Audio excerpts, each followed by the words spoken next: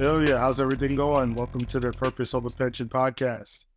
Oh, Lenny, thanks so much for having me. Thank you. Absolutely. It's been a while since I've had you on a podcast. The last time I had you on, it wasn't Purpose Over Pension. It was actually Finance United.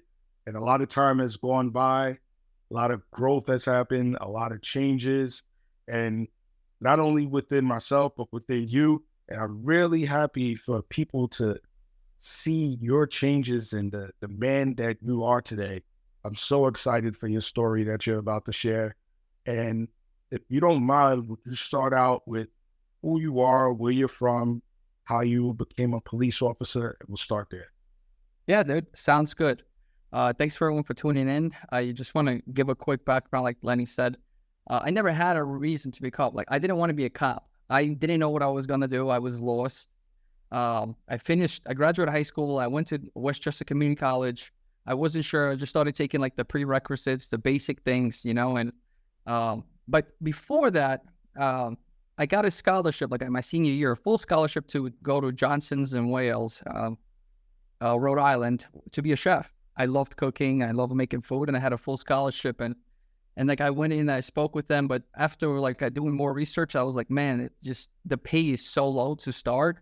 I was like, I don't want to do it, And went into WCC just trying to figure out what I want to do. My mom's like, you should be a nurse. I'm a nurse. It's a great job. And I'm like, you know what? I'll be a nurse, right? Because my mom said to do it. I think it's a good idea. And I started taking, the anatomy, human physiology, all these prerequisites for nursing. I'm like, this sucks. Like, I don't want to do this. It was so hard, and I was not passionate. I think like now, if I read that stuff, I'll be more interested, but I was not, any way, shape, or form going to be a nurse. So I continued just taking a bunch of prereqs. And during that time, I was dating a girl, and she had like 3 cops in her family. And they're like, dude, why don't you become a cop? Take the test. You might like it, and study criminology, because that's what I did. And I said, you know what? I'll do it. I want to make a difference. I want to. They explained to me what people do, how they help people, and I was like, yo, I really like that. That's what I like to do. I'd like to help people. So I did criminal justice, got my associates in it, started my bachelor's, and I got called for the academy. Dude, I don't like school. I wasn't good at it. I'm now I like to share this. Before I was embarrassed, I got a 70 on the test, which is the passing score minimum, and I got called for the job. I literally passed by like the skin, and got into that and got into Around what year was this? 2011. I got into the academy. They hired a year before 2010. I was actually supposed to go into that academy, but my birthday I didn't make it by like 2 or 3 weeks, something like that, because you could get hired at 20 in like 9 months, because by, in 3 months you would go to the shooting range and you'd be 21 by then. So I literally got cut off, and got into the academy 2011. Loved everything about it. I thought it was the greatest thing in the world. I loved it. You know what I mean? Being sweaty in that old gym on 20th Street, running laps and push-ups. I was like, man, this is it. This is it. Because I was a fitness guy too. I liked boxing. I boxed, since 2005. I was about 15 years old. So I was boxing all the way up until, before the academy. I kind of stopped there. And obviously when I got into the force, being on impact, the hours were all over the place, and it was a great experience, But my life was a little bit different, I liked the job, I had the girlfriend, but back then, my thing was partying and drinking, and I got away from just the fitness side of it, and it was either just partying and drinking and going back to work, so just sleeping in, and I was living on my own already, and it was a crazy life, So that's where I was at. So I did impact in about 5-2 precinct, and dude, it was a great time, great experience. 85s and catching perps and fights and this and that. It was nonstop action, and at that time cops were appreciated. They had a hand on the crime. Now I know it's much different, and there's no backing whatsoever on it. So that's that. I the other thing is too, like being like Russian, you know what I mean? Like I did grow up in Woodlawn, a section of the Bronx is all Irish, and you know. Right. And at what age did you migrate from Russia to the States? Oh, I was like 9, gonna be 10. And how was that? What was it like adjusting to from the culture in Russia to here? Crazy, like complete, like I don't know, man. Because when I left Russia, and I didn't live in the city, I'm talking about going to the supermarket, which was a deli with they would have like a half a salami, like a half a loaf of bread, you know, like one can of like tuna fish, and that was it. Like there was nothing else. It was just right when the communism collapsed. There was no government established. It was a mess. So you know, it was poverty. Like you know, you would eat once a day, and that would be a blessing if you did. It was hard. You know, like we lived in a studio apartment with my family. It was 4 of us. You know, I think my uncle lived with us at one point too. So it was 5 of us in the studio, and it was communal. So there was like 8 or 10 studios on one floor, and it was like 1 shower, 1 bathroom, 1 kitchen for everybody, and we would just share that. And the elevators were never working. You know, and you would be walking as a kid to the 5th floor at one point. I think we lived on the 8th floor. No lights because people would steal the light bulbs to resell it. People had addictions. People were alcoholics there. Young kids were getting into like glue. They were sniffing glue and stuff like that. It was really hard life growing up there. But thank God I get to come to America, and it was just complete like culture shock, you know? I just couldn't believe it. I was like, whoa. And, you know, one thing I shared only with a very few people is as a kid, we went into A&P supermarket right there in Central Avenue and McLean and Yonkers. And me and my brother just started crying as soon as we went in there, just because we were like shocked how much food there was. And we thought it was like a dream, you know? We're like crying because there was just abundance of food, fruit, vegetables, chips, whatever, you know? And it was a, you know, like now I'm just like living in the country so long, I forget about it sometimes. And I'm like, man, like that was really, really hard. So, but I'm grateful for all those things that happened because they shape who you are. Appreciate the little things through, you know, the hard things. And now following God, you know, changed my whole life. I see that a lot of times through adversities, a lot of like tough moments in their life, something positive could come out of it.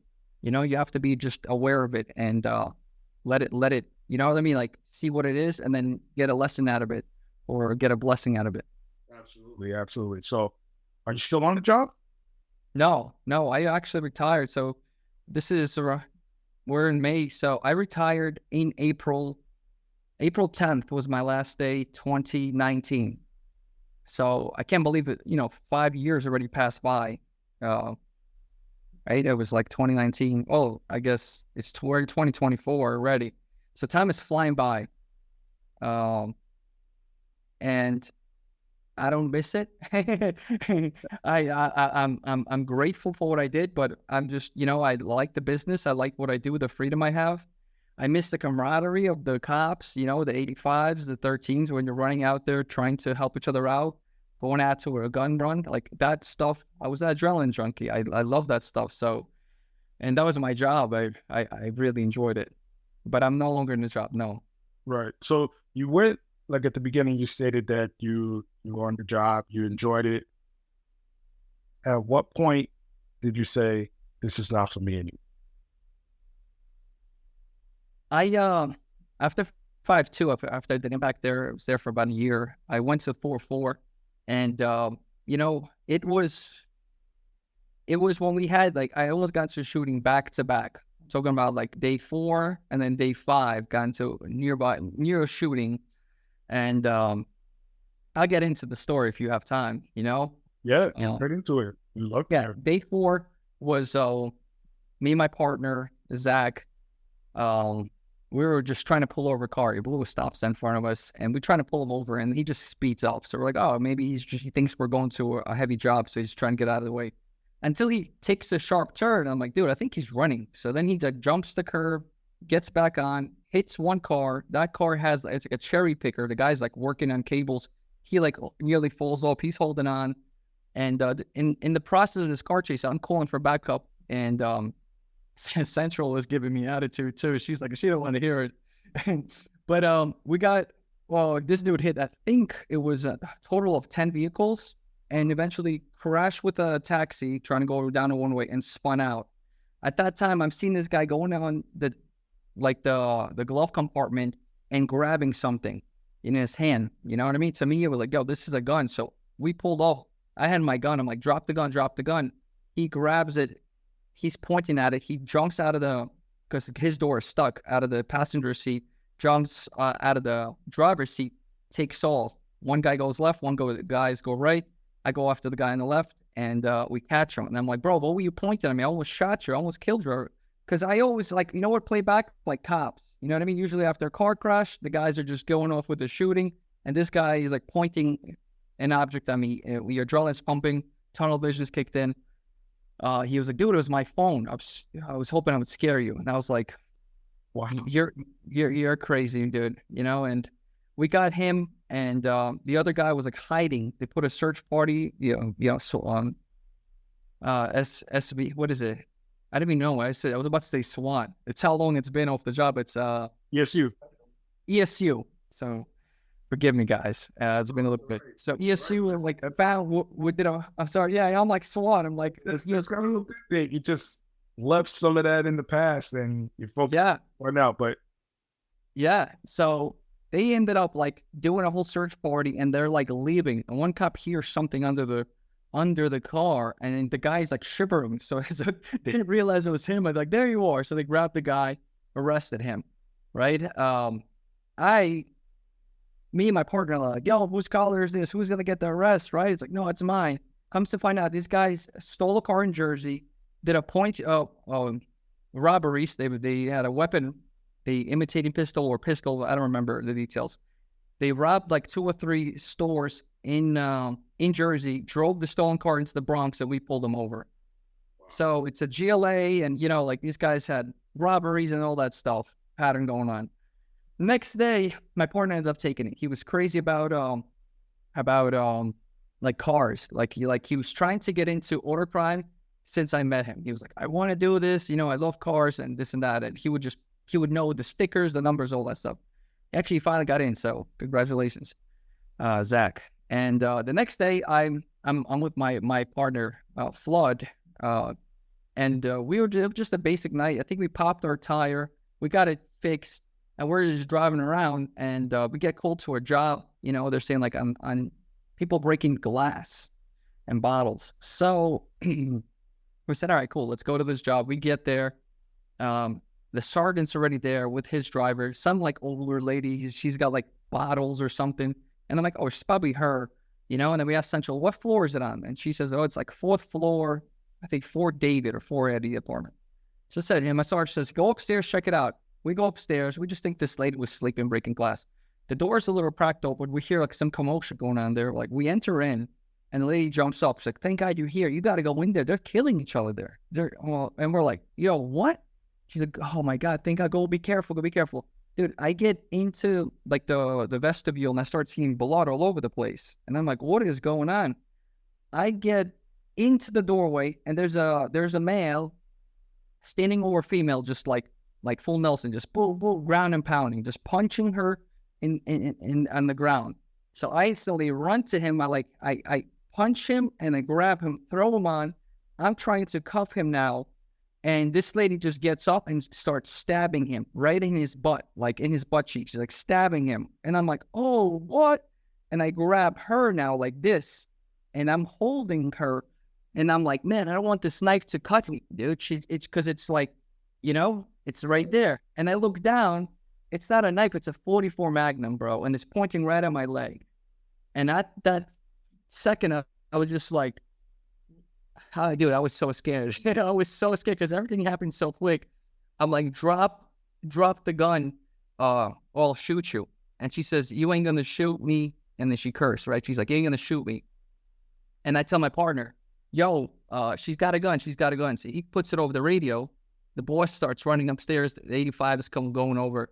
And we're like wedged into this room. It's a small room, just to give you, there's like a cabinet here, and I'm wedged in the corner. My partner is really tall. He's like 6'5". So he can't, and she's a shorter lady. So I'm over her like this. There's nothing he can really do at that time. And I'm like, yo, drop the gun. And I pushed it up. I said, I'm going to shoot you. She's like, you ain't going to shoot me. You ain't going to do nothing. And she pushes it back down. And this lady's strong, bro. And I'm like, yo, I have to shoot this lady. I picked the gun back up from my leg. I said, yo, drop it. I'm going to kill you. Right? That's what I told her. She's like, try it. And then, bro, I said, all right. And I went for my gun and it was getting stuck, bro.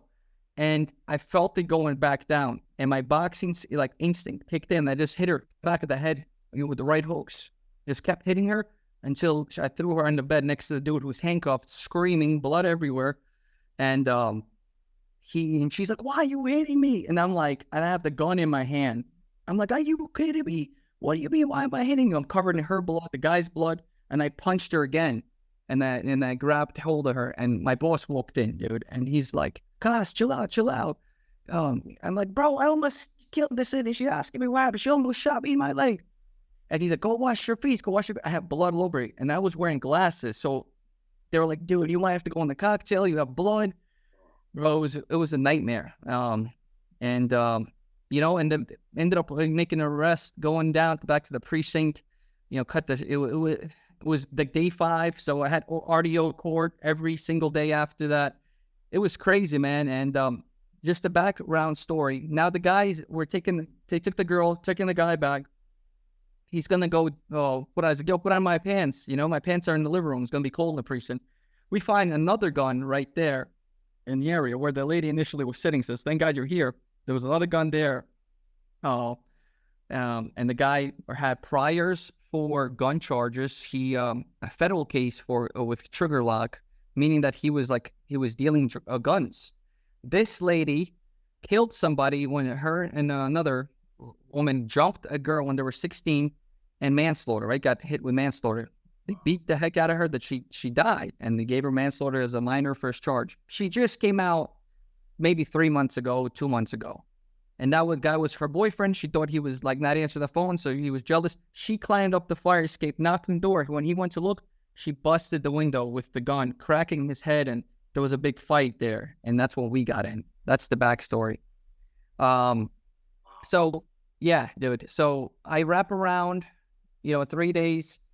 4th day goes on, and I'm like, let me just ask you this, Ilya. Yeah. How much time did you have on the job with these 2 events that you just named? So it's 2014, so 3 years on. 3 years. Yeah, 3 years on. Well, maybe like 2.5, to be honest. I don't think it was even 3 because I would have completed 3 and 3.5. So whatever the counting is, right? Got hired 2011. This is 2014. Around February, right? And on Monday comes around, right? I'm like, I just did RDO court. I'm like, people are like, yo, you good job and this and that. We do a prison transport. They give us prison transport. I'm like, bro, you got a GLA. I got the cons. We should be like the cops of the month, bro. And they gave it to day tours. They talked to some EDP that like was gonna jump off the roof and he didn't, And I'm like, can you give 2? Like, I always wanted to be a cop of the month. I never got it. But that's not the reason I gave up on the job, bro. The reason I gave up is on Monday we're doing the transport. These guys that we locked up, was it Monday or Tuesday? They were in jail again. I'm like, yo, why are you here? Like, oh, we were smoking weed in the park and they got us. I said, but didn't we just arrest you like 4 or 5 days ago? They're like, yeah, the judge let it go. I'm like, for the robbery pattern and stolen vehicle and all that stuff and the car chase. They're like, yeah, they told us come back. And I was like, dude, the system's broken. I said, I can't deal with it. And this is in 2014. Yeah. Yep.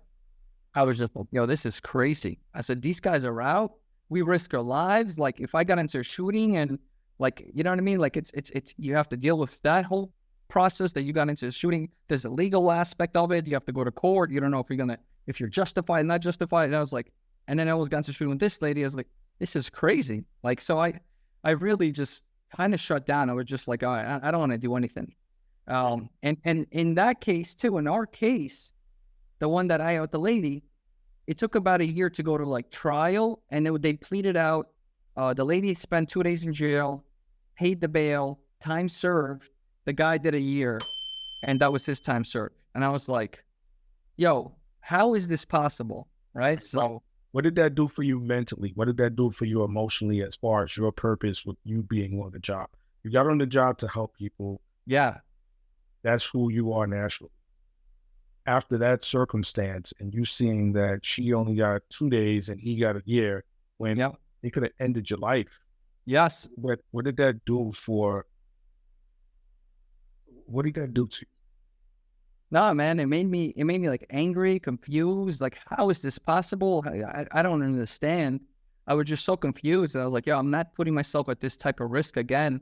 It's like I just wanted to make a difference. I wanted to help people, and I'm like, this is dangerous, and I wasn't like going out of my way. I was still making arrests and this and that, but it wasn't like I didn't expect to make a difference anymore. You know what I mean? Because I saw that happen. I was like, it's the criminals are just going to come back out. So then I'm like, it makes sense why these guys get so jaded after, doing it for 10 years, 15 years, because they're seeing these people just come out of jail.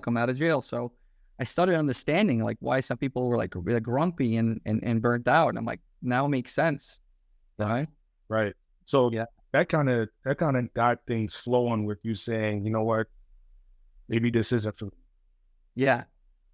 From that point up until you said, you know what, this is no longer for me, and you actually taking action when leaving, what else happened? Well, 2 weeks later, I'm back out midnights just doing, a sector. And we were just driving with the same partner, Zach, the one we had the GLA chase, Lavender, good friend of mine. And dude, I see it's like some like security guard at the club like waves us down, and I'm like, we pull up, and like, what's up? And he's like, oh no, these ladies, they want to ask a question. And I'm like, all right, cool. So they asked me a question like, hey, you know what this club is? It's on this street. And I'm like, no, that street is not here. It's probably in a different precinct. She's like, all right, thanks. I'll see you later. I was like, whoa, hold on.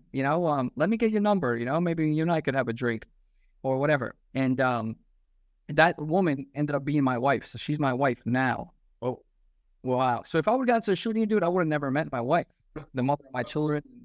Yeah, because I would have been, you know what I mean, hidden away in a building doing the paperwork or something like that. yeah. You never told me this story. Wow. Yeah, dude, I know. And I honestly never shared this with 99% of people. Maybe a handful of people know, but I never liked it because it was kind of, dude, it's before I had God in my heart. I was out partying. I had girlfriends on the side. I was going to casinos. You know what I mean? I was lying and gambling and full, like that was my side job, dude. So that's what happened after the shutdown. I was like, yo, screw this. I'm not doing overtime. I'm not doing OT. So like if I was off Monday, Tuesday, I would go to like Harris, Atlantic City and just gamble. But I just kept winning. I would win like $500, $1,000. So I ended up having like a double life, dude. That's what I resorted to, drinking and womanizing. So the gambling, the womanizing, and the drinking, you would consider to be coping mechanisms? Yes. At the time, I thought this was it. Like, right. And what exactly do you feel that you were coping with? And I ask these questions because there are plenty others that'll be listening to this that are going through the same thing that you may mention. So what were you coping? Well, yeah, the reason even I'm sharing with this, right? Because I mentioned is because something's telling me, like, just say the story, just tell it. You're right. Maybe other people will hear this and say, you know what, dude, I'm going through similar things. It was just emotion. It was the job stress, like the feeling like I did something, I accomplished, but I couldn't even make like top of the month. I was like, dude, I almost got like risked a lot of things, and it wasn't like underappreciated. That's the word. That's the coping that I was dealing with. Underappreciated, underloved, underrespected, stressed out, abused, right? So that's like, that was it. So the drinking would, temporarily fix it. And then the gambling, would be a high also. Because if you're winning, you're feeling amazing, right? Then the girls see you that you're winning. So then you have women around you. Now you have opportunities. And that's some of the things that I was doing on the side. And mind you, this whole time I had a girlfriend. Like, I had a girl on the side for a long time. And, and I was doing all these things on the side. So, this is actually going to be like my confession to the world, in in this podcast also just explaining this stuff, because I know some cops, they do this too, just because the job allows it. There's a big opportunity for it. And, you know, a lot of people say, oh, it's okay to have 2 or 3, you know, and I just, you know, want to be like an advocate, say like, dude, I lived that life. I've done it. I've hurt a lot of women, and, you know, including my ex, you know, the other girlfriends didn't know that I had a girl. So it's like, you're hurting multiple people. And, you know, I just truly apologize for it. That was, when you're in it, you're not really realizing. My actually wife told me, she's like, you didn't just cheat on your ex-girlfriend, right? Ex-fiance. You also cheated on the girls, the side chicks, right? That's what we used to call them, side chicks, side girls, because they didn't know you had a girl. Because if they knew you had it, mostly likely they wouldn't even go with it. So you didn't just break one heart, you broke like multiple hearts. And I was like, yo, I was like, I didn't even think of that. I was like, I've done a lot of damage, and you know, I repented of my sins. I know God forgives me, but I just want to share with those who are struggling with certain things like that. You know, it's just so easy to get caught up with it and think like, oh, yo, this is going to be better. This is going to fix my problems. It isn't, bro. It isn't. You know, it's not the right way to do it.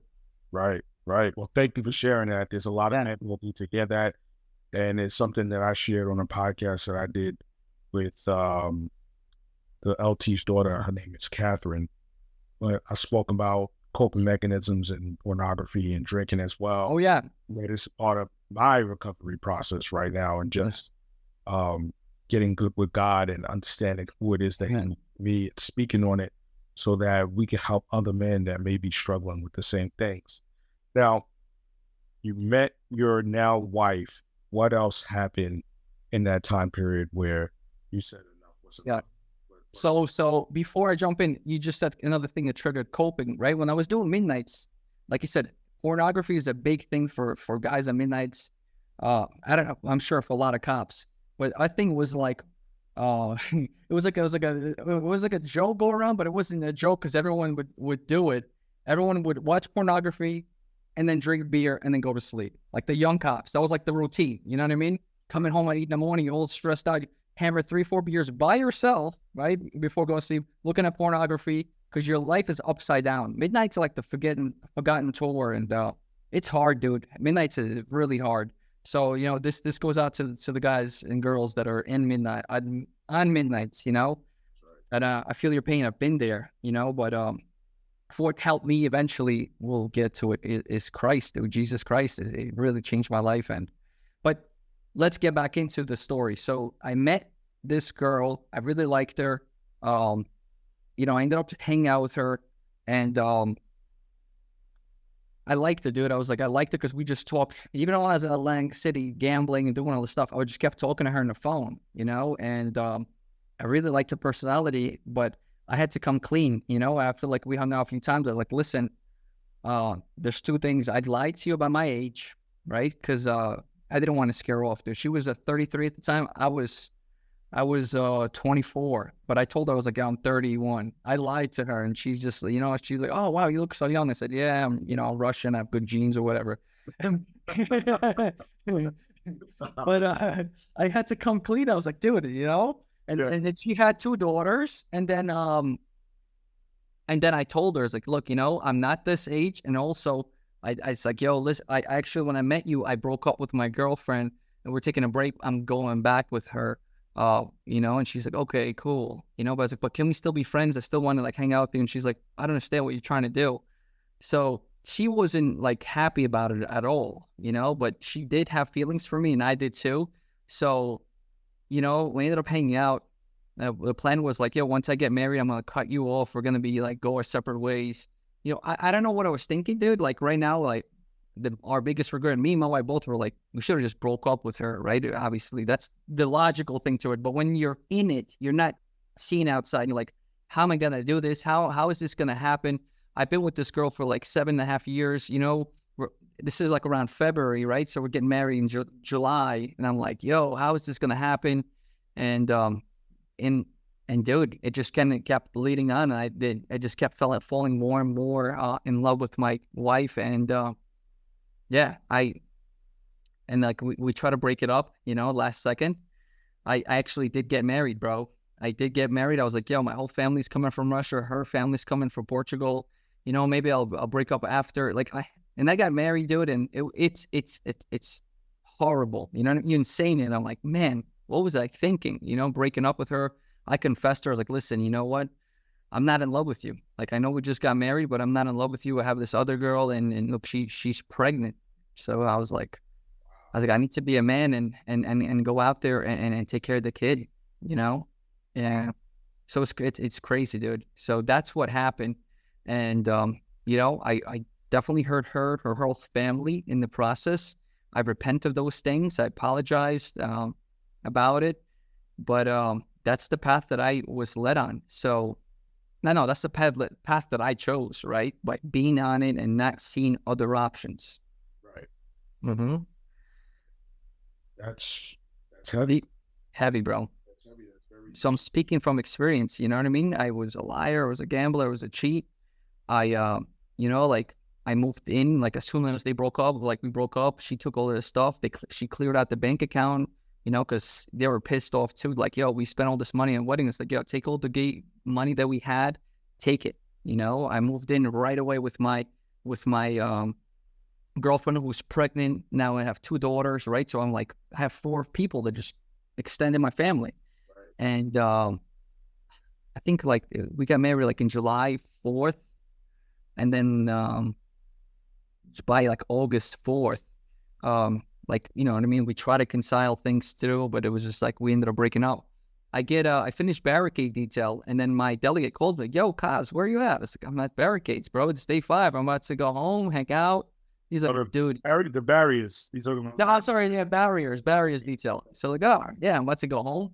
So he calls me. I just moved in my girlfriend in. She's cleaning the house because, like, you know, like everything was in disarray. There was some rage, you know what I mean? They destroyed some pillows, got some anger, dude. It just, you know, they're pissed, and I don't blame them at all. But he's like, dude, you got to come here. We gotta call, you know, your ex called in, or she was talking to, you know, therapist or whoever, and she told them that you were gonna, you know, hurt yourself. So we need to speak to you. I was like, what? Dude, I said my gun's right here and everything else.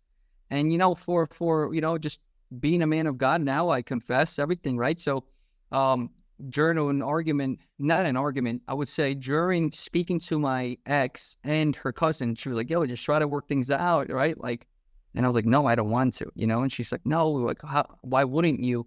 And I was like, I don't want to, right? So it's just like a lot of pressure on me. And I'm like, yo, it's easier for me right now. Like, I have had so much like pressure. Like, I didn't know what to do. Like, I love this woman, and I'm married and committed to this woman and her huge family. And I may have said, I believe it was like, yo, honestly, right now, I'm just so stressed. It's easier for me to grab the gun and just shoot myself than deal with all this.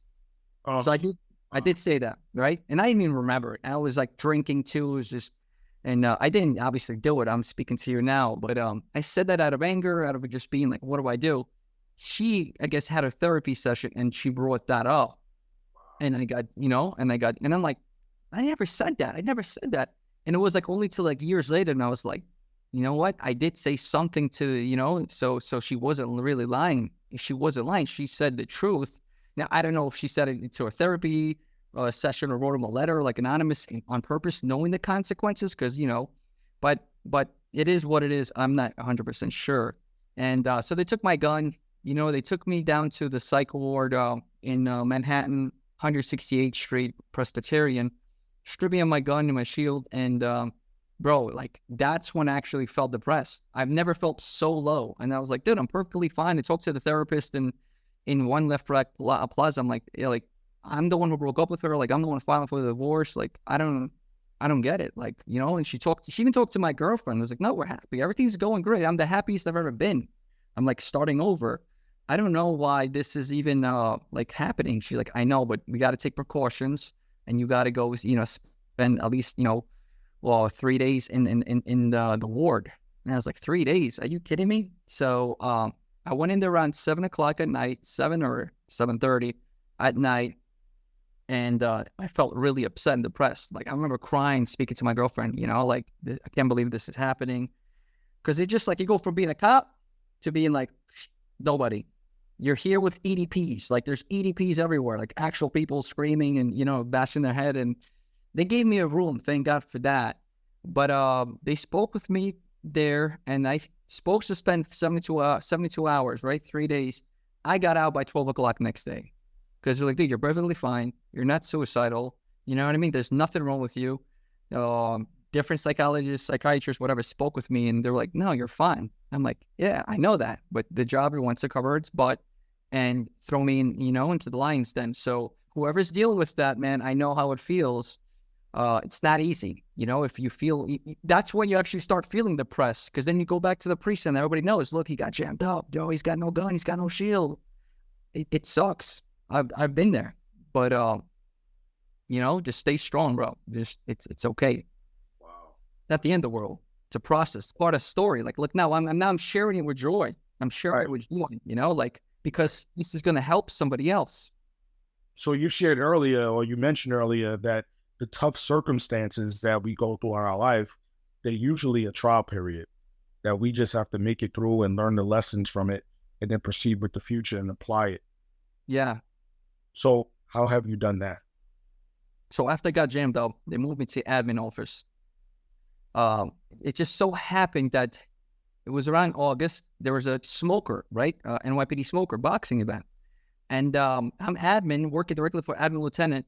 And he's like going to be fighting the lieutenant who landed, I don't even remember, the ICO lieutenant. He was going to fight him.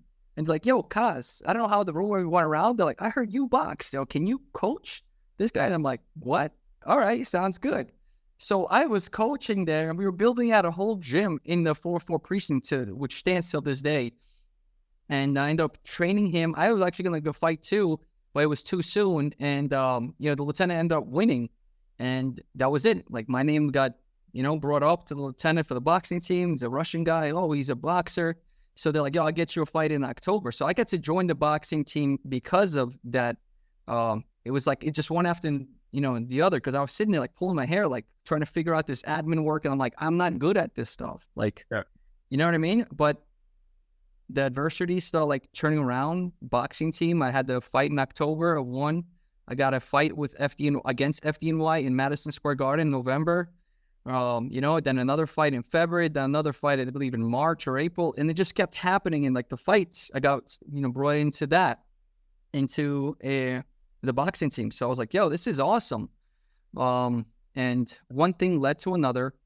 I ended up obviously having a family. My son was born. There's a bunch of weird things that started happening at home too, but that's a whole nother episode we're going to get into. That's more like spiritual stuff. But I ended up taking like a course for the sergeant's exam, right? And then meantime, I was flipping sneakers. I was doing like the Jordans because they'll give you raffles. I got 2 stepdaughters and my wife. So I'm like, my odds are like 4. You know what I mean? So I was doing that. I had opened up like a taxi company. We had about 3 cars. We're getting the 3rd car running in New York City. We were renting them out. I was just doing business on the side also while doing boxing because I had no capabilities of doing overtime. I had no gun. Okay. So I was like, I got to hustle. I got to figure it out. So it sucks. Like, when you have bills and everything else, I never used a credit card in my life until I got into that jam. So there was like burdens, right? Like financial burdens, the stress, and working all the time, doing other businesses. But one thing led to another. Somebody got me into like an MLM. We were selling vacation packages. And they're like, yo, read this book, Rich Dad Poor Dad. So MLM, can you just explain what that stands for real quick? Okay, so it's multi-level marketing. In my case, it was dream trips. Everybody knows about it if they worked with me because I would present it to everybody. And it was like the whole thing that everybody was trying to do. So you would like buy a package for vacations and they give you exclusive days and vacations. But it's like multi-level marketing. And it's done through, mouth to mouth. It works, right? It's real. There's a lot of companies that do it. Some people like always think, it's a pyramid scheme because the guy on top makes all the money and all that stuff. So, there's a benefit for everything. Like they told me to read Rich Dad Poor Dad. I had like a election detail. So I had like a headphone in listening to on YouTube. And I listened to that whole book, like the whole 8 hours or 12 hours, whatever I did. And I was like, real estate. What is real estate? I honestly didn't even know what real estate meant. And this is 2014. We're talking about, I was like, no, not 2014, but this time it's around 2016 springtime. And I'm like, this is so, what is that? Oh, that's what they call when you buy like houses and properties, real estate. I really didn't know.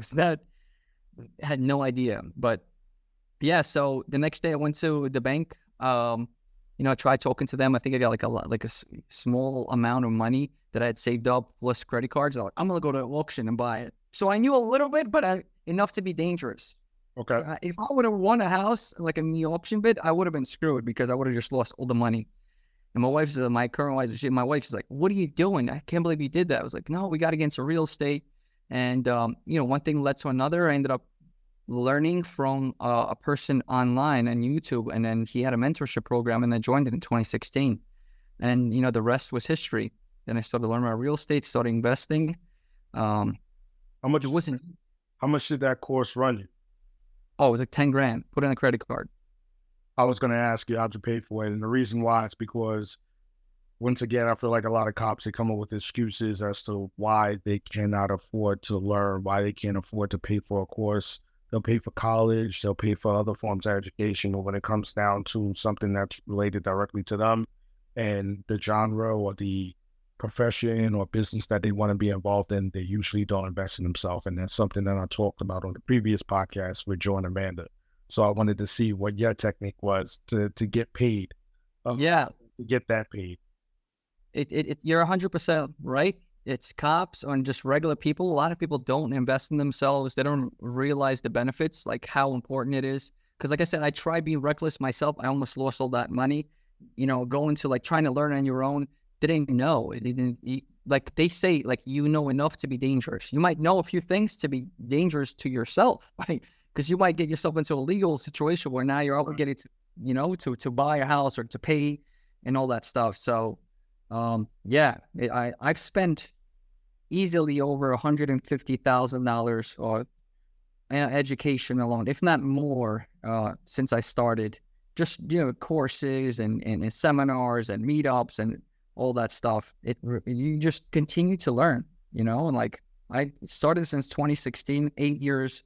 It's gonna be 8 years and in a couple days. And I still spend money in courses. Like I bought 2 or 3 educational courses this year just to learn. I was like, oh, right. Because there's always something new. Somebody's doing a little bit different, a little bit better. And there's always some sort of benefit that you can get. Like if you just get one nugget, right, that's going to change your business and make you an extra $5,000 or $10,000, the course paid for itself. That's right. I had that. I went to Cali and I was like, I really don't want to go. I don't want to spend money. I just finished the mentorship. And my buddy was like, dude, it's only $1,000. I got the guy down. And I was like, I'll do it. And now I've learned one technique there made me money back. You know what I mean? Like 8 times back, right? I made 8,000, I spent 1,000 and made 8 back doing this technique, plus friendships and people now that are in my back pocket and the phone call. If I have a question about a deal that I don't have a buyer or don't deal with, it just opens up opportunities, education and networking. It really does. Absolutely. Absolutely. Mm-hmm.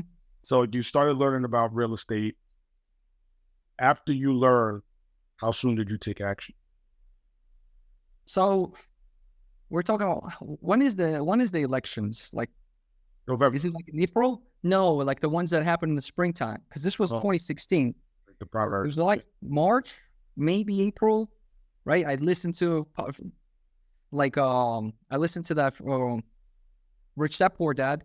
Then I was just kind of doing research or watching things on YouTube, and I saw that there was like a Rich Dad Poor Dad event in Manhattan. So I signed up for it.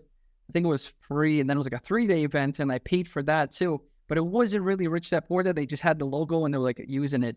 A 3-day seminar, like I paid $350. And then, at the end of the seminar, it's like, yo, come on in the back, 35 grand. Whoa, swipe your card. Hey, look, he took action. You did it. And I'm like, everybody's story. Yeah. Yeah. And I'm like, this doesn't feel right. I'm going to just go back and to the guy I've been watching on YouTube and see if he has a mentorship and join his mentorship. And I went back and I saw it. I got approved for the mentorship. Now it's time to pay. So I sat my dad, my wife, at the time, I believe she was just my fiance or still girlfriend, relevant, right? She's my wife now. So I'm like, guys, I'm going to be doing this real estate thing. This is it. This is where the money's made. I want to do this. I want financial freedom. I'm tired of like having stress for finances. I'm going to do it. They're like, you're crazy. Don't do it. You don't know this guy. You're going to get scammed. This is such a large amount of money. And I'm like, I don't know what it is. It's a burning desire inside of me. I said, this is going to work, right? I'm going to make it work. That's what's going to happen. And they're like, like, don't do it. But I said, you know what? I'm doing it. And I still did it. So this was June. I think like June 4th, 2016. June 6th, I believe, like the company was born, right? I started the LLC. My wife was sick. Something happened. She was in the hospital. I'm like finishing the LLC paperwork on my phone and starting the website and everything else. So I took action immediately. Boom, boom, boom, boom, boom. How did you find the job? How'd you find the time while still being on the job? I made time, dude. I stopped boxing completely. I was like, bro, this is it. Like, this is what's gonna happen. Like, so I would finish work right there when day tours. You finish at 3:30, go home at 4, from like 4 to 6, 4 to 7, 48. My hours just expanded. I was just trying to learn, trying to call. I was just, and I was broke, dude. I was really broke at the time. I had no money. I couldn't get overtime. And I was like, yo, it was hard, but you have to put in the hours. So I started in 2016 in June. By August, I was marketing and putting up signs. I think around September, I get called. Some cop calls me. He's like, hey, this is Officer so-and-so with Highway Department.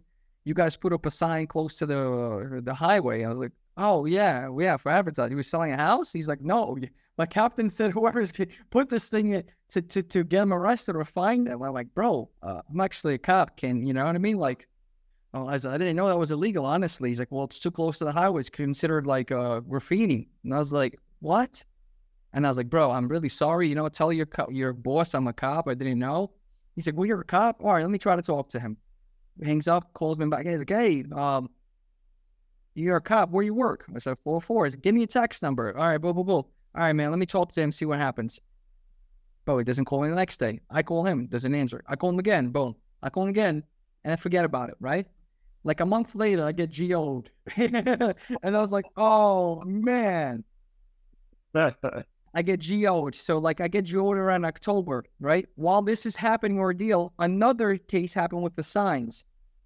Somebody fills out my website. I go to the lady. She knock on the door, and she's like, oh, yeah, my daughter filled out the website. You have a business card? I was like, yeah, here you go. She's like, oh, she's playing tennis, right? I go back the next day, give her the card. She's like, oh, she's not here. And I don't hear anything from it. Bro, I received from Yonkers, City of Yonkers, they gave me 5 fines.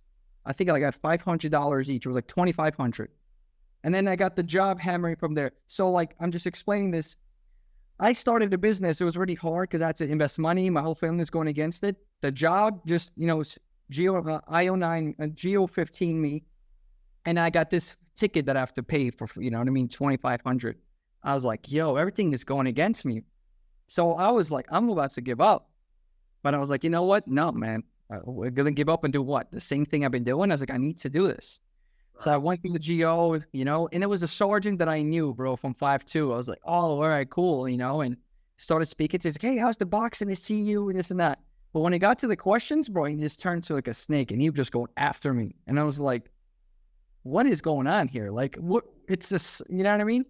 It's, it was something so minor. But it was about, I think it was about this. Yeah, it was about the signs, and then he told me before we started that he said he did real estate, but it didn't really work out for him. So I don't know if he was angry at that. They're like, oh, you think you're going to make it? I didn't make it. But, now I hear the testimony here is saying like, dude, I did make it. So thank you. Because every time I would go to think about the GO, I got GO'd again the second time, and it ended up going up to charges and specs. Really? Brother, I lost 27 days, vacation days. I would have lost more, you know what I mean? But it was 27, and I think no probation, because they were trying to give me 2-year probation. I was like, yo, this is crazy. So it's these are 2 times that you were jammed up. Yeah. They didn't take it. I was already jammed up, so they're like, we can't jam up more. Oh, so you were still jammed up at that point, and then they charged you. Yeah. Charges. Wow. I think around that time I might have got my gun just back, but I was ready to do like admin, so they were just like hitting it in my office, like admin lieutenant, admin sergeant. They're like, dude, like you got to register. That's why they're trying to hit me. They're like, you had to sign out as you're operating a full business, and you never register with the job. And I'm like, dude, it's part of the mentorship. They told me to do test marketing. And that's what I'm doing. And if they would have called, I would have put them on because I don't know how to talk to people. And they like printed out the page and gave it to them. And they're like, oh, we want more copies of this book. And I'm like, yo, you know what? This book is like this. There's so much information. And they kind of backed off with that. But that's what they said. They said, you were operating a real estate business while not registered at the job. And I was like, all right, no problem. And I wanted to charge them specs. But it was annoying. Had to go through it. But I would always think of that sergeant, you know, as fuel. I was like, ah, man, I'm going to prove you wrong. You know, I was using that as motivation. Right. Like, you think you're going to shut me down and get me to quit? I said, no way. Right. So this was 2016. And I didn't really close my first deal actually till end of 2016 when we got into contract. And in like January, February, I bought a house in the Bronx, 4-3 area. And, bought it and then resold it. And actually still friends with the guy who bought it, you know, Shofi's his name's kind of cool. Turnbull Avenue for all my cops on the 4-3. Yeah. It actually helped being a cop, man, with that deal. This lady was being abused by her grandson. The grandmother had this house. The grandson was living there. She never told anybody because she was afraid. Eventually told the daughter. The daughter's like, oh my God, like, grandma, like, we got to get you out of there.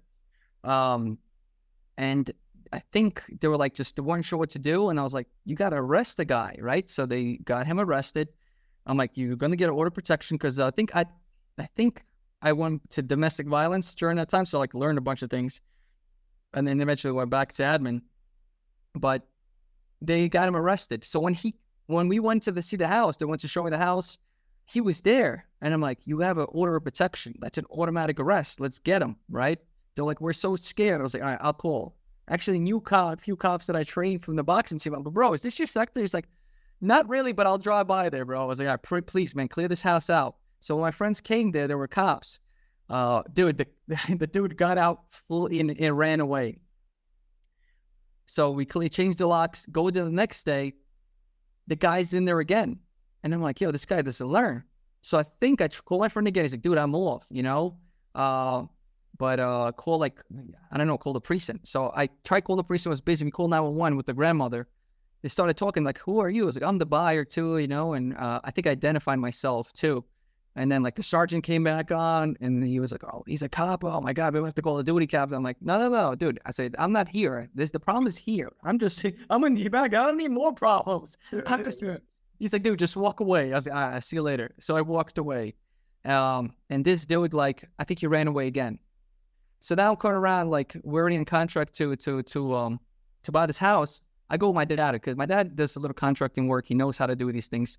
This gets funny, dude. We go there. The guy is there, runs out again. And now I'm with my dad. My dad's like, he couldn't go far. Let's drive around.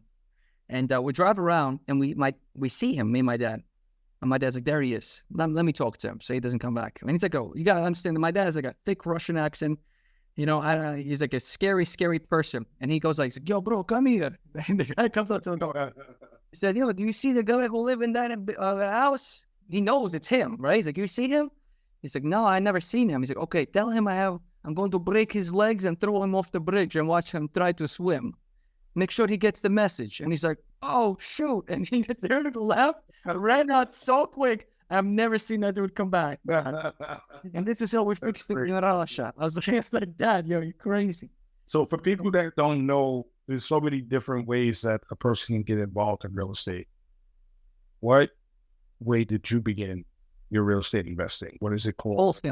Wholesaling real estate. Yeah. And let me explain that for those that don't know, right? I didn't have money to actually buy the house. But wholesaling, you don't need the money. You need an agreement with the homeowner.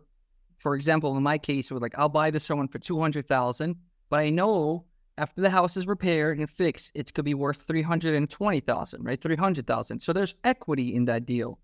So once you're in contract to buy this house, you are legally allowed, if your contract states so, to assign it to somebody else for a profit. So that's what wholesaling is. So I would get contracts for one price and I mark it up for 10, 15, 20, 30,000 and pass it on to the end buyer who is in construction, buy and hold the rentals, investor, and he would actually buy the property with his funds and pay me my fee. So that's how I got into real estate. You know, eventually got into flipping, you know, rentals, and other things. But honestly, wholesaling is still my favorite because it's the easiest, fastest way to get paid. You know, if you're going to buy a house in 2 weeks, you're getting paid in 2 weeks. You know, unlike when you buy it in 2 weeks, you got to renovate it, you got to list it, and then you have to wait for that to close. And that takes, 3 to 6 months, depends on the project. Right. Now, Yeah. at what point did you make enough money to say, I'm done with the job? What was that process like in transitioning out?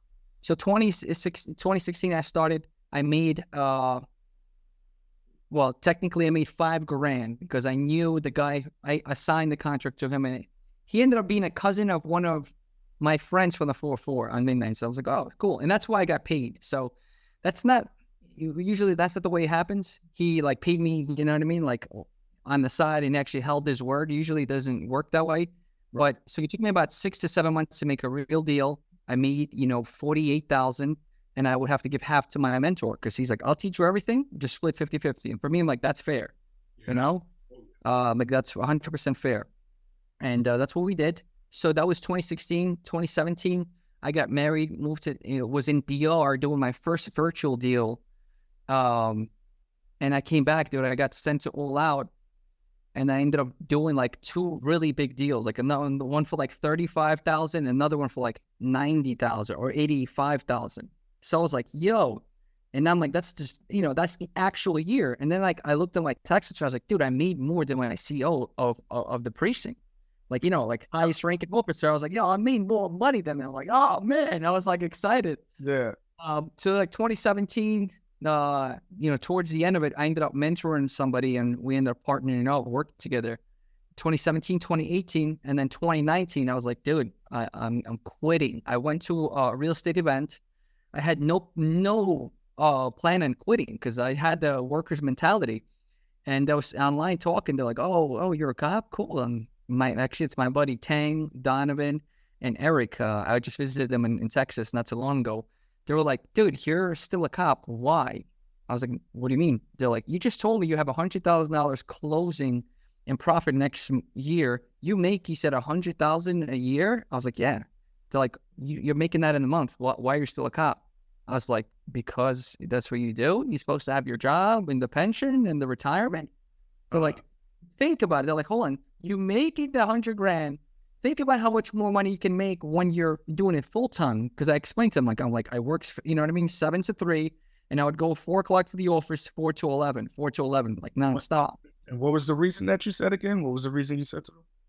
Oh, I was like, that's what you do. You get the retirement, the benefits, and, the pension, and, at 29, they're like, bro, you got to listen to yourself. And I was like, they like broke it down, and I was like, they're absolutely right. Like, I don't understand, what am I doing? So I called my lieutenant that night. I was in Arizona. I was like, Lou, I'm going to be putting in my papers. I quit. Like, I'm quitting. I'm going to retire or take it out. She's like, what? What are you doing? What are you talking about? I was like, no, I made up my decision. And there was another guy there too. He was like in Metro, doing like MTA, but a different state. And he quit also. So we both quit at that event. Wow. Because it just made sense. Yeah, it was me, and we're still friends. And I'm like, yo, that's crazy that like the job sells you. It sells you, right? The saying is sell or be sold, right? So when you're like stuck in the job and you never want to leave it, and at the time you got to understand, I was like, gonna make $100,000 in March. We just made like $80,000 in February. We made like in January we made like 65,000. So money was coming into the company. I was making all this money, and I'm just still was like, nah, the job. It sold me on like making me believe that this is the best thing since sliced bread. Like, it's secure, it's safe, and it's this and it's that. And that's not true. That's not true at all. Right. I'm not trying to offend anybody because I was a cop, but it's not true, bro. Especially nowadays, the job is not secure whatsoever. And even then, people getting jammed up. You know what I mean? Getting thrown off the job, and you can't associate with certain people. You can't go to certain places. Like, my wife explained to me, like, she was like, when you were a cop, you were like so like limited to what you could do. You were operating out of fear. I don't want to get jammed up. I don't get in trouble. I don't, and I'm like, yeah, you're right. But True. Yeah. So that was like, the job was like a steady paycheck, my safety net. So I came Monday, I I was like, hey, like, so let's do the paperwork, you know? And she's like, well, yeah, all right, that's fine. But can you actually work another week for me, please? And I was like, you know, you took care of me a lot. I was like, I'll do it. So, so they do that, and then just burn my vacation day. And remember, in the beginning, I said how adversaries, right, have sometimes a way to turn back around to become something good. So by the time I burned the events in 2019 February, by the time I burned my vacation days to the last day, I retired April 10th, which was my ex-wife's birthday. The one that called, the one that, you know what I mean, that wrote the letter, were concerned, but actually caused me that pain because like, I'm jammed up now. So that became my retirement day, bro. That's amazing. That's incredible. That only God could do that. You know what I mean? Looking back, I'm like, that's no way that's a coincidence. That's right. Numbers play a big part in my life as well, as far as milestones. The what? The dates? Yeah, as far as dates, you know, numbers. Yeah. Big deal as far as, you know, Yeah. I was like, great. So you left the job, making all of this money now. Life is good, right? Oh yeah. Nothing to worry about. You know, it's perfect. You know, you're killing it in real estate. All your worries are over and done with, right? Yep. So I thought. Okay. So I thought. Now, you know, left the job in April, and ended up like, y'all, like, just had this urgency, like, to get out of New York. Something was just like telling us, you know what I mean? So we ended up moving to, like, we were looking at Texas, looking at Arizona, but we went for like our anniversary, like in June, to Lancaster, PA. And me and my wife was like, you know, why don't we just move there? We have family in New York. If we ever got to visit them, it's like a 3-hour ride. Let's go out that way. So we ended up moving there. It was really, really cool. Like, it was last minute, dude. It was like, hey, you know, honey, we're moving. All right, next week. Like, we're packing and going. It's like that. And it's been like that a lot. It's been, you know, it's just like, our stuff is just spontaneous usually. And now, right, well, you know, now I follow God. I'm like, all right, Lord, lead me. You know, it's sometimes like, look, I'm in Florida now, bro. I was just living in DR 6 months ago. I had no plans on moving back. And, you know, God has a greater plan, and He brought me back in here. Right. Yeah. So, So PA was awesome. I built a new team. I had an office that had great culture, right? Making money again. And, but it was like always this emptiness, you know what I mean? Where like money was like becoming like my God. I was always feeling, you know, like, yo, this is it. We're going to get money. We're going to like crush it, you know? And I had the Mercedes, the AMG, and the toys. And then like, it was just like never really feeling right. Things at home weren't great. Now, like, there was issues, problems, because the money, you think you're going to get the money, everything's going to be okay. Yes, that's what everybody thinks, right? It's not like that. And it's like, yo, you're making all this money. You're just having more problems, more stress, more things to deal with. But honestly, if you're not like, if you don't have a good foundation, right? For me, it's Jesus Christ. It doesn't work out. Like, there's always something missing. So, you know, I got heavy into drinking, smoking cigars, hookahs. I think New York could legalize weed. I even messed with that, man. Even, you know, for a little bit, I was like, just trying to fill that void. So let me ask you this, Ilya. Yeah. We talked about the job and the coping mechanisms that came as a result of you being on the job. Fast forward, you still have these coping mechanisms. You drink, Yeah. you trying weed, hookah. Yep. Would you say that that's a result of trauma from the past, before the job, because of the job, or did you just feel like the fact that you had money now, you were able to do what you wanted when you wanted? Like, how did those coping mechanisms play into that present period, and did the past have anything to do with it, or was it strictly about the present? Because, you know, often we talk about, oh, the job, it does this, it does that, but then you got to the point where you were off the job, and you were still doing those things. Was it because of the job, or was it because of other elements? I think it's also like, you know, the way you grow up, having, you know, being super poor, thinking money's going to solve everything, you know, growing up with violence in the household and seeing violence and seeing, you know, like certain things, like even like kids, you know what I mean? Like, not that it happened to me, but I've seen it like in that communal thing is like kidding getting molested and like crazy things. And I'm like, I don't know if that, you know what I mean, messed me up a little bit too. And just plus the job, I feel like I never even mentioned when I got off the job, dude, I would wake up, you know what I mean, like at 6:30 in a panic, getting dressed, going to work. My wife's like, yo, slow down. Like, you don't work anymore. I'm on Miss Roll Call. I would have nightmares, like scared. So yeah, dude, that military type of discipline that the job has, it really does, you know, do a good amount of damage on people. Plus, seeing all the traumatic experiences, you know, death, murder, people losing loved ones, it numbs you out, bro. Like my heart was like numb. You know what I mean? So somebody be sick in my house or crying, I'm like, oh, it's all right. You know, like, but I really wasn't feeling anything about it, you know? And when you would drink, I would be like, oh, I could feel again. I feel happy. I feel, right? You would start feeling something, would be happiness. So that's why I was drinking like crazy. Now I had money. It would just multiplied it, right? So now I could just drink more higher expensive liquors, you know, bottles that cost $300-400. That's all it became. So the job had a lot to do with my trauma growing up too, right? My grandfather was an alcoholic, very violent man. He died at a young age because he was an alcoholic. The other grandfather was an alcoholic, but he was able to stop. You know, he would tell me like, never drink, never drink. I'm like, yes, grandpa, but then go out and drink.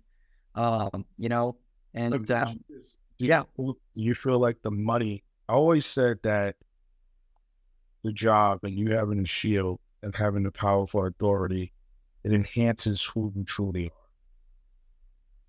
The money multiplies who you are. Exactly. Right. So if you're generous, you'll be more generous. But if you're, you know, polite to party, you'll just have bigger parties.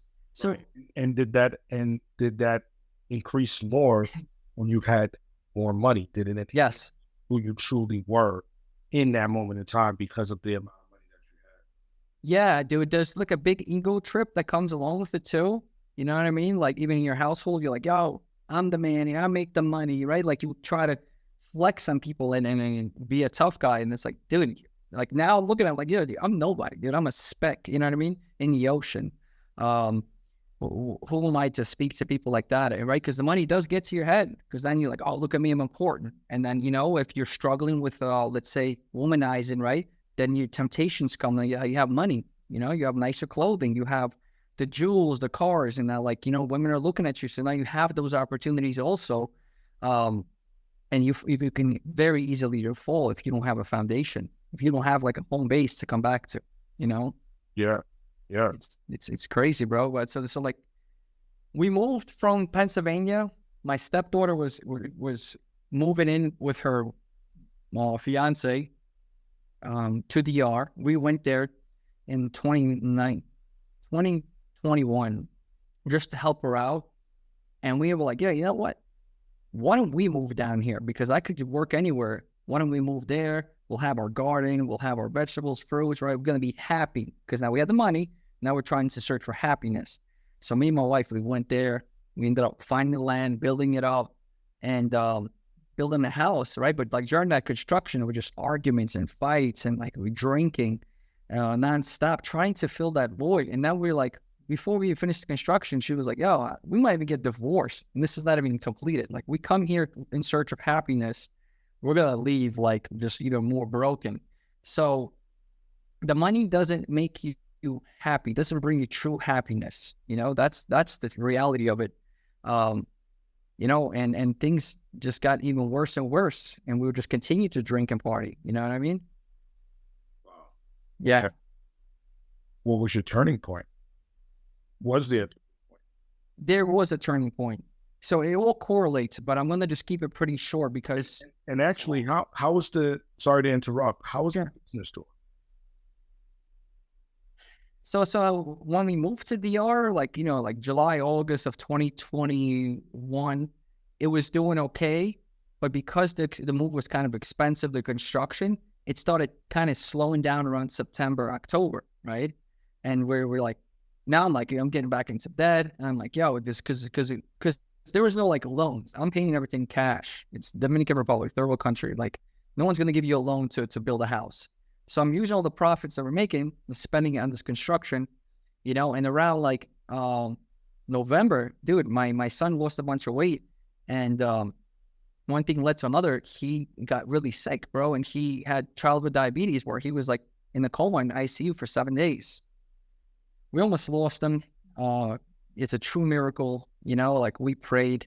I wasn't following God in no way, shape, or form. We would pray every morning, for the team.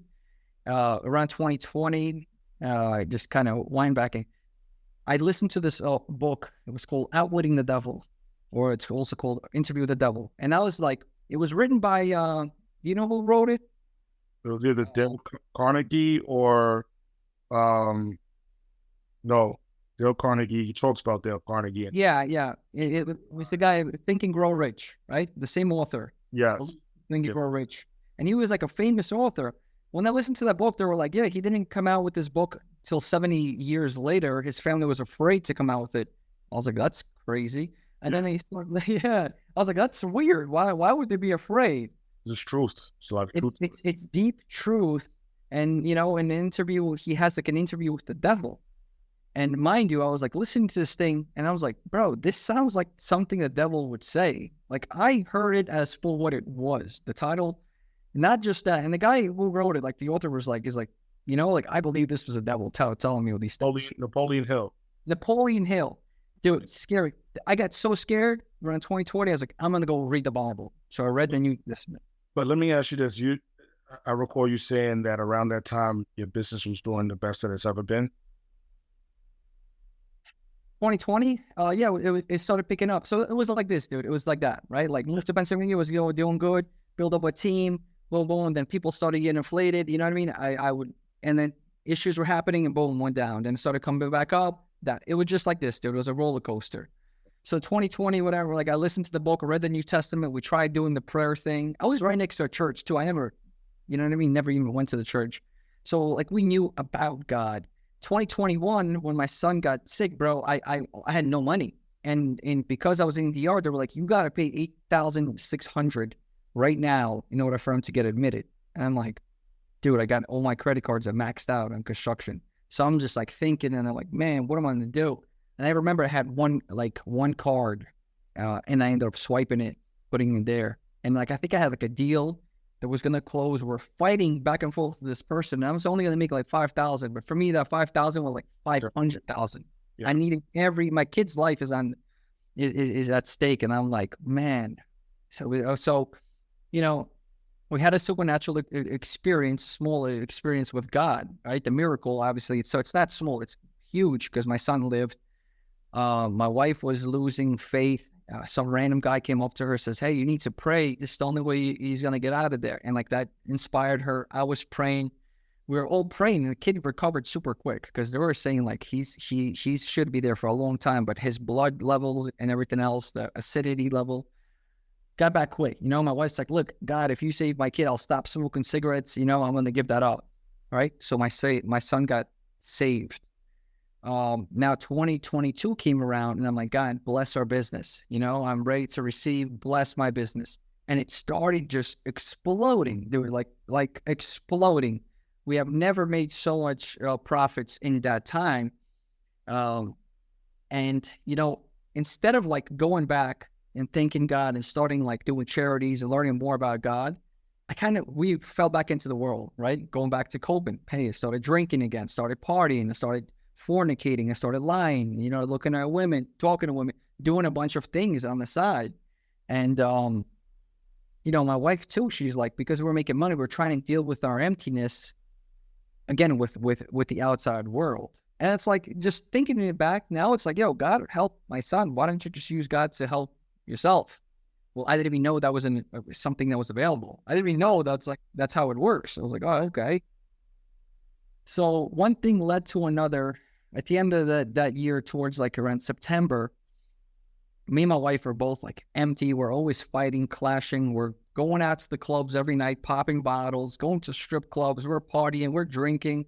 Like I'm traveling around, going to seminars and going to other things, but I'm using that as excuses to go out and party and you know what I mean? Commit a bunch of lies and cheats and stuff like that. And unfortunately, obviously I was causing damage to her, but it caught up to me, right? So to the point where we were going to get divorced, right? She knew what I was doing. She caught me red-handed, and Yeah. it was going on. It was like, bro, that's it. We're done. You know what I mean? Like, I just needed a reason to break up with you already because we were not happy.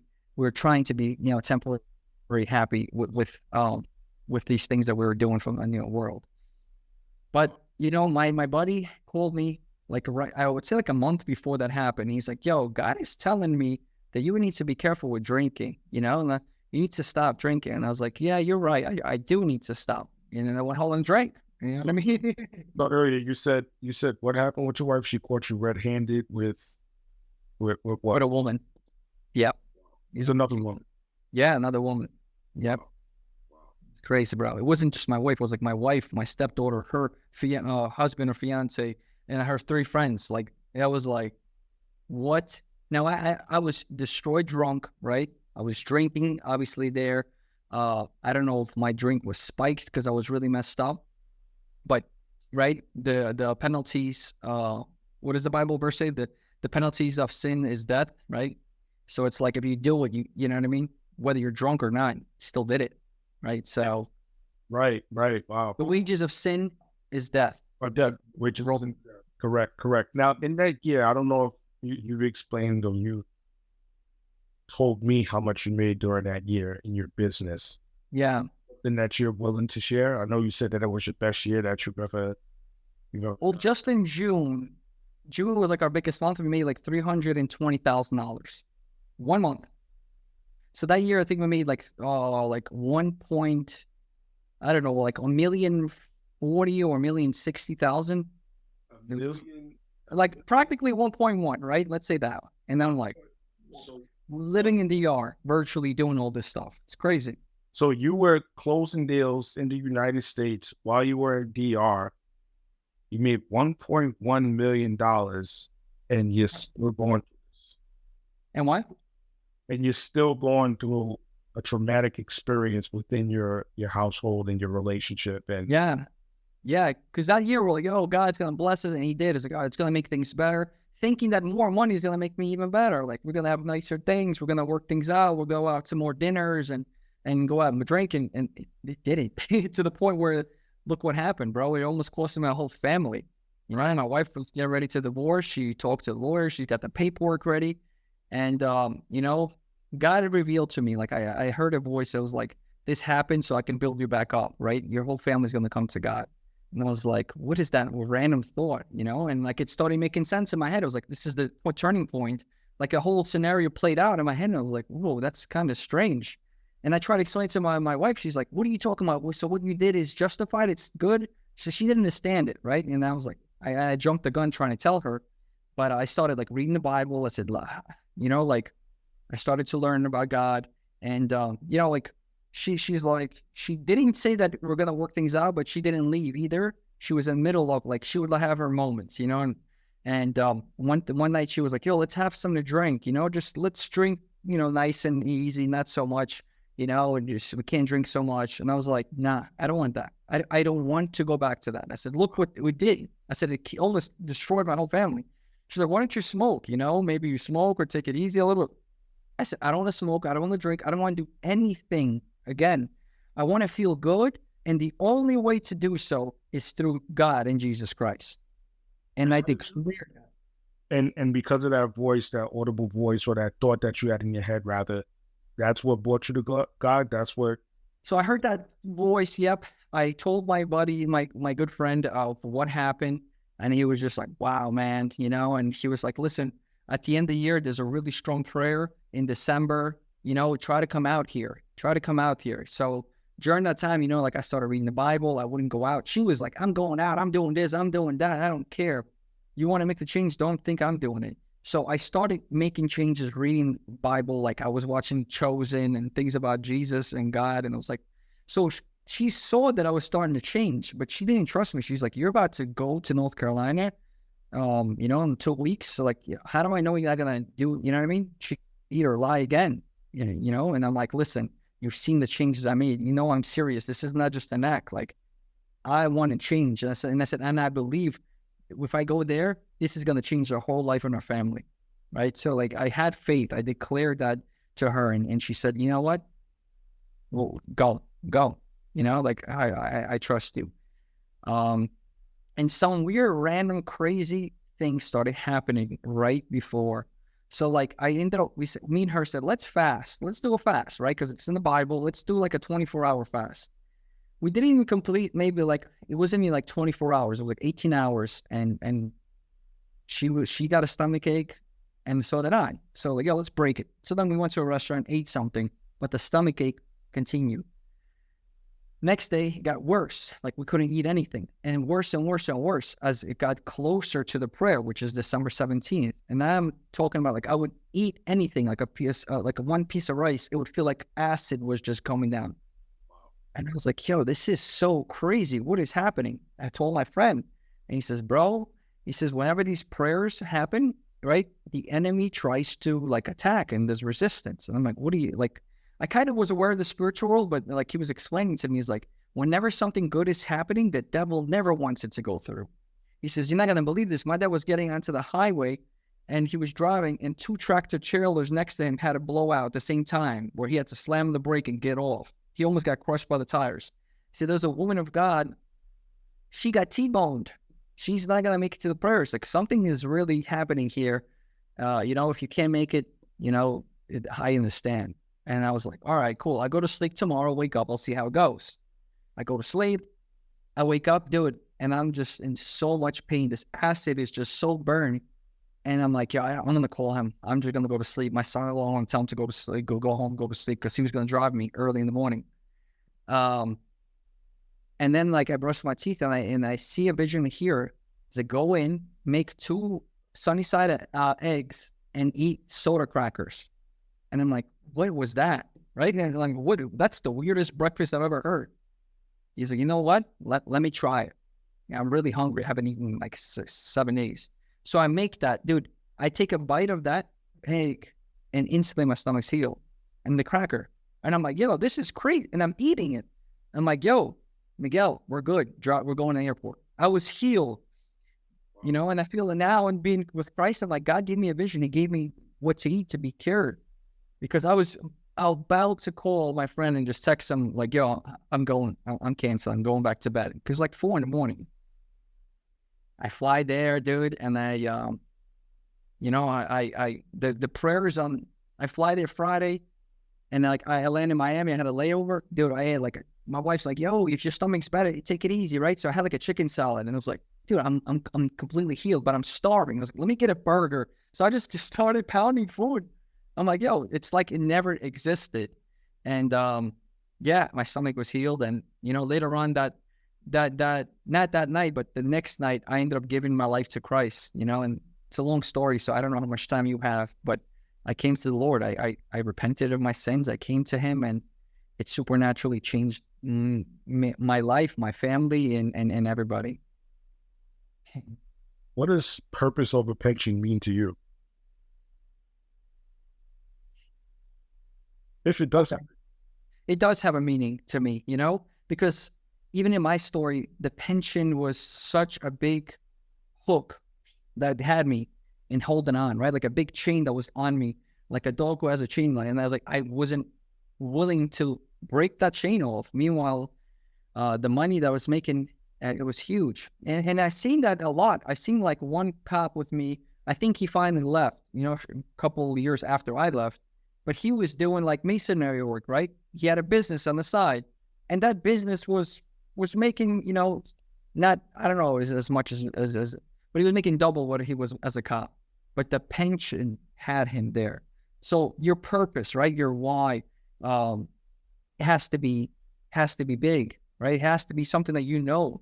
And you may not know it, like, oh man, what's my why? Why do I want to do? Well, if you like helping people, there's plenty of business to help people, and you could make money on the side, right?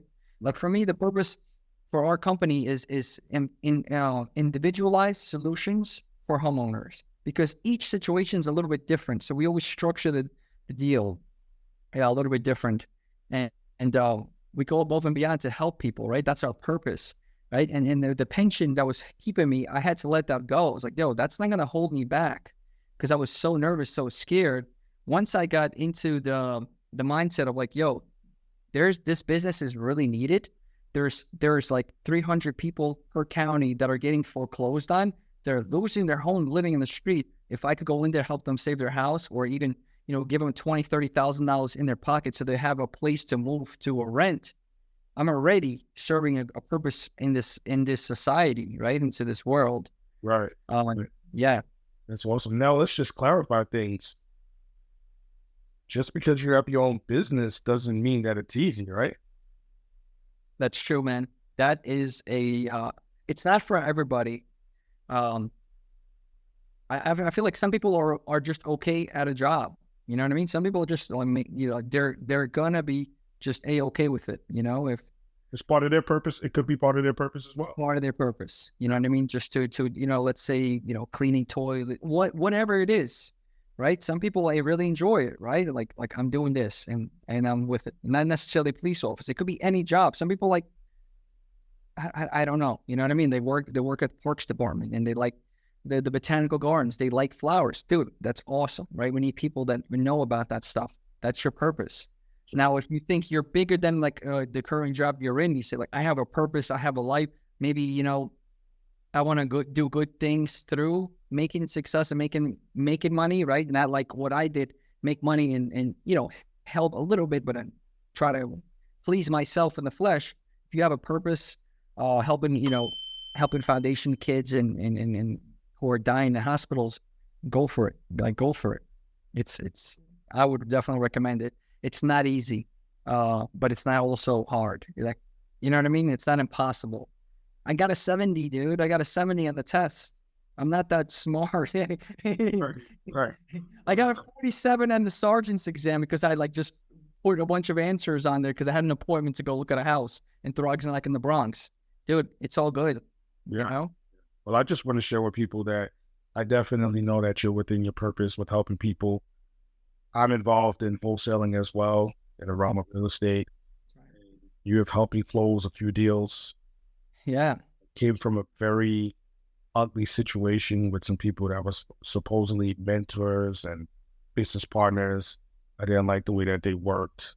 One day I'll show that whole story and I'll expose them as well. But it's not the time. I'll wait. Yep. Tells me it is.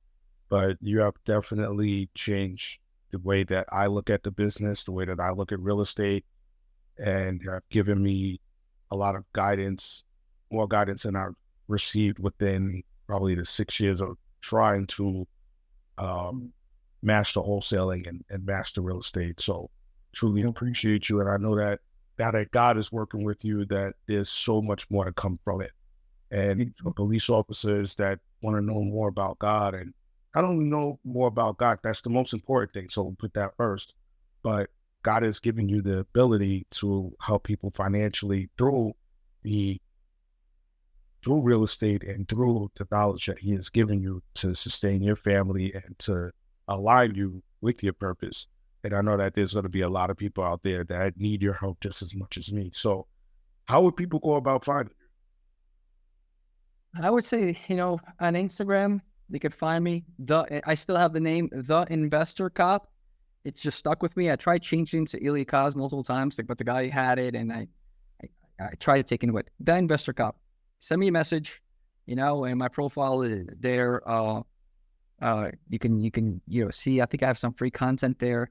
That would be the best way to get in touch with me.